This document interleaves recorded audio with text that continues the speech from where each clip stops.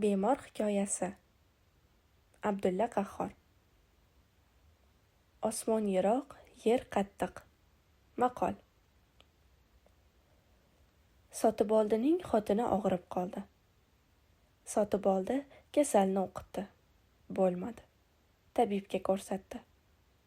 Tabib qon oldi. Betobning ko'zi tinib, boshi aylanadigan bo'lib qoldi. Baxshi o'qidi. Allaqanday bir xotin kelib, tolning xipchini bilan savaladi. Tovuq so'yib qonladi.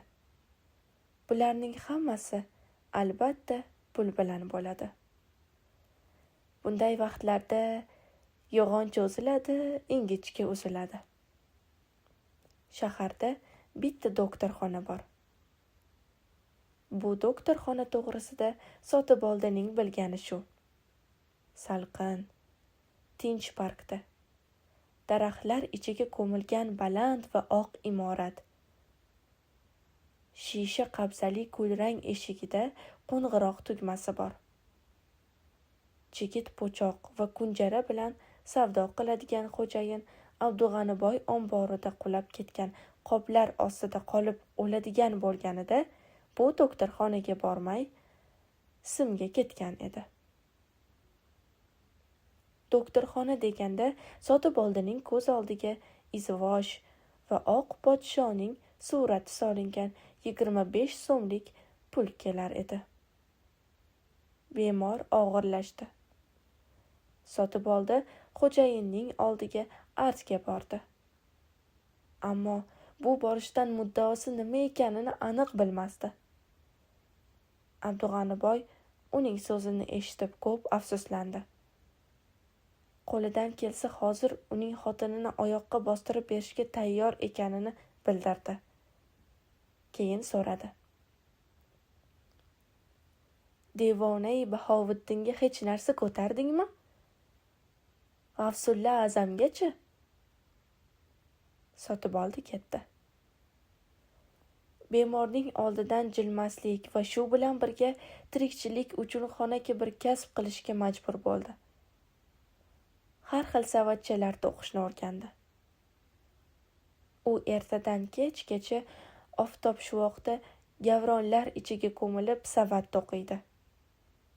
4 yashar qizchasi qo'liga ro'molcha olib, onasining yuzini karaxt, nimjon, xira pashshalardan qo'riydi. Ba'zan qo'lida ro'molcha mukka tushib uxlab qoladi. Hamma yoq jim. Faqat pashsha g'ing'illaydi. Bemor inqillaydi.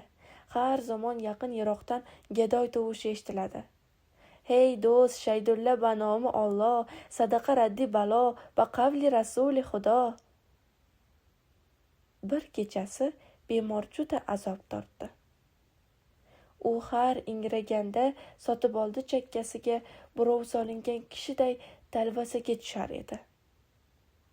Qo'shnisi bir kampirni chaqirdi. Kampir bemorning to'zigan sochlarini tuzatdi. U yoq bu yog'ini siladi. So'ngra o'tirib yig'ladi.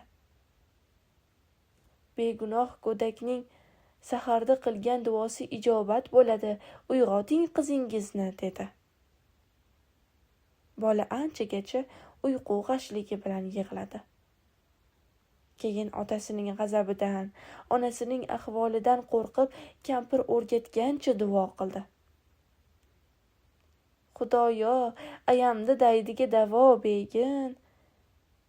Bemor kundan kunga battar, oxiri o'sar bo'ldi.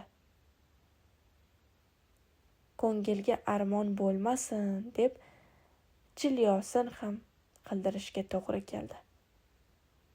Sotiboldi to'qigan savatlarini ulgurji oladigan baqqoldan 20 tanga qarz ko'tardi.